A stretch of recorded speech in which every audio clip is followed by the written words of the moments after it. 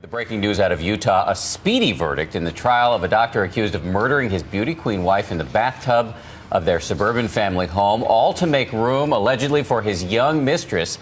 Just hours after getting the case, the jury came back in the middle of the night with a verdict, guilty.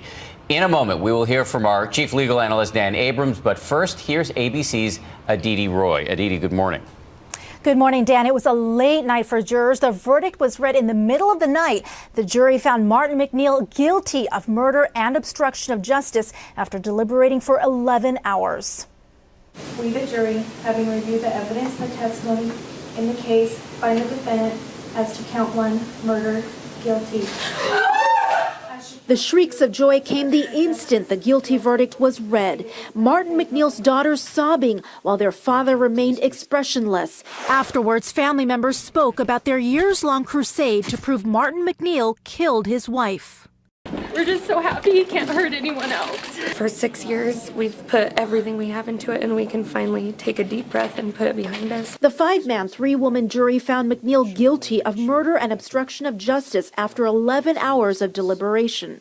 Jurors sat through 13 days of testimony from more than 6 witnesses during the month-long trial. Martin MacNeill murdered his wife, Michelle. MacNeill was convicted of killing his wife, Michelle, by giving her a fatal dose of painkillers and placing her in a tub while she was recovering from plastic surgery. The prosecution says his motive was to continue an affair. MacNeill said he was innocent. His lawyers argued Michelle MacNeill died of a heart disorder. Both sides spoke after the verdict. Of course I'm disappointed, but I don't have any comments. The prosecution put MacNeill's daughters on the stand, as well as 2 fellow inmates of MacNeill, who said the former Utah physician confessed to the murder.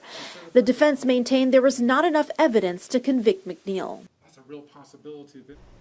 Martin MacNeill faces life in prison. He is scheduled to be sentenced on January 7th. Dan? Aditi, thank you. For more on this, let's bring in our chief legal analyst and co-anchor of Nightline, Dan Abrams, who's been covering this trial from the start.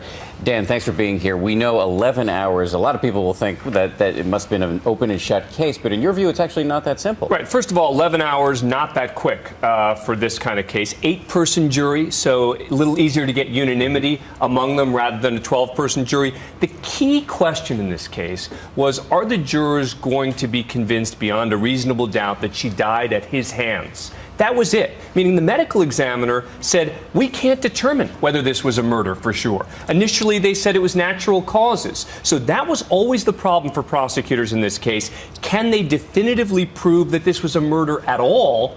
Seems the jurors believed it was. Even if they could prove that he wasn't a great guy. Oh, that's right. Look, even the defense conceded he's not a great guy. I mean, he's an awful guy. And even the defense was coming forward and saying that, admitting that, but saying that doesn't mean that he's a murderer. Of course, it would have been incredibly coincidental that this guy who's having an affair, seemingly over-medicating his wife, etc., somehow, luckily, she happened to have dropped dead at the same time. Would we have ever gotten to this point without the activism of MacNeill's daughters? Absolutely not. Remember, the authorities ruled this an accident.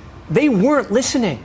The daughters were coming forward again and again saying, please investigate this more. We are convinced it was our father. No, no, no, no, no. Finally, they got someone to listen.